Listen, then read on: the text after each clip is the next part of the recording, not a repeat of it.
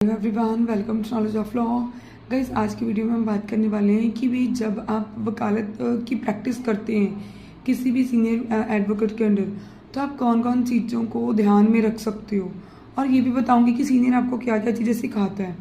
भाई, वकालत के लिए आपको सबसे पहले क्या ज़रूरी होता है, 3-4 चीज़ें बहुत इंपॉर्टेंट होती है।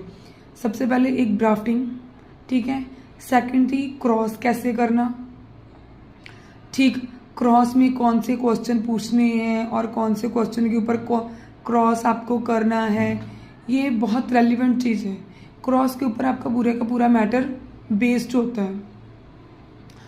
थर्ड चीज़ होती है कि जो दूसरा वकील क्या आर्गूमेंट करता है उसके पॉइंट को कैसे नोट करना है और कौन कौन से रेलिवेंट पॉइंट को नोट करना है।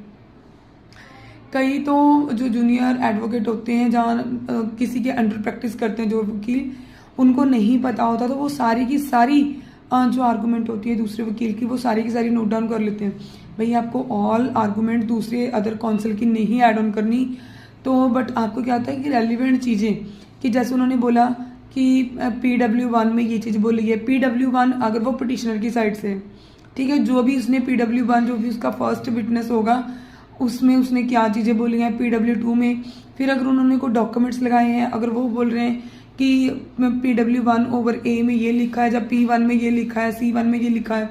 अगर कोई रिस्पॉन्डेंट साइड से जब Q साइड से है, वहाँ पर देखिए उन्होंने D1 लिखा है या DW1 लिखा है, क्या लिखा है, ठीक है, DW1/A, ठीक है। ये क्या होता है कि वो अपने गवाह को एक लगाते हैं, एग्जिबिट लगाते हैं, ठीक है। तो ये आपको पता होना चाहिए कि कौन सी एग्जिबिट में क्या बोल रहे हैं वकील साहब, जज साहब को कैसे एड्रेस कर रहे हैं आर्गूमेंट में भी। तो भाई फिर फोर्थ चीज़ आती है कि आपको आर्गूमेंट कैसे एड्रेस करनी जज साहब को, कौन कौन से रेलिवेंट पॉइंट के ऊपर। अगर कोई पॉइंट आपके अगेंस्ट भी है और आप बेयर एक्ट को भी साथ में एक्सप्लेन कर रहे हो, आपको उतनी ही चीज़ बोलनी है जो आपके फेवर में है। तो ये था आपके 4 पॉइंट, ठीक है। अगर आपको अच्छे लगे तो वीडियो को लाइक करना, शेयर करना, चैनल को सब्सक्राइब करना। बट आपको सीनियर वकील क्या सिखाता है?